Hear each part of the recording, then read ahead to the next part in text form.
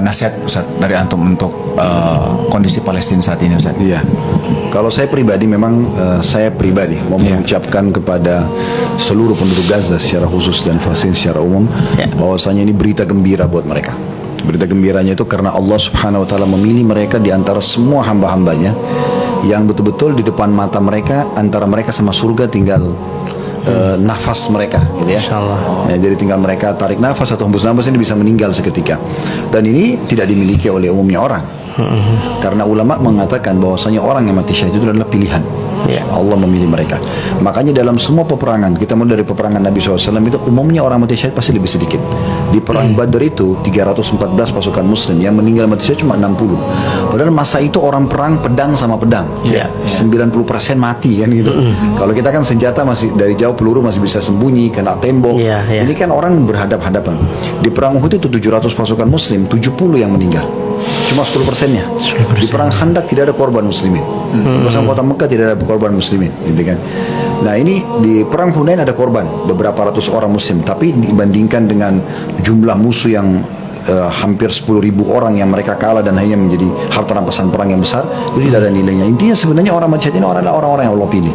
Jadi saya melihat sekarang dengan kacamata tanda kutip pribadi dan juga teori agama, sebenarnya Allah sedang memilih mereka.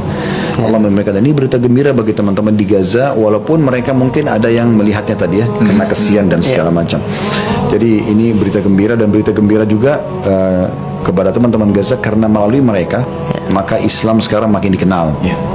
Ya, karena kejadian ini membuat betul-betul saya nonton beberapa cuplikan orang-orang di barat itu, mereka sampai membahasakan ini manusia apa ini di Gaza. Itu loh, dengan tegarnya, dengan kuatnya, sampai mereka terpicu untuk baca Al-Quran. Jadi sekarang yang tidak diangkat di banyak media juga itu banyaknya sekarang Quran menjadi bestseller di sana. Orang yang datang ke masjid, ya di Brazil pun yang jauh itu ada cuplikannya kan, mereka datang ke masjid, mereka belajar. Ada yang sampai syahadat, ada yang sampai syahadat. Ada TikTokers itu dia sampai melihat penduduk Gaza itu sampai buka Quran. Ada apa sih yang membuat mereka kuat ini?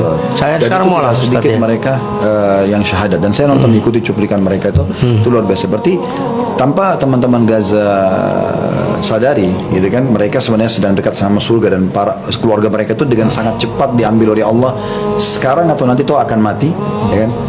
Tinggal tapi sekarang mati terbaik karena mati syahid, maka mereka mendapatkan itu. Dengan meninggalnya misalnya 10 orang dari keluarga dia, maka 10 orang ini punya 700 orang yang bisa diselamatkan, karena kan setiap orang mati syahid bisa selamatkan 70 orang.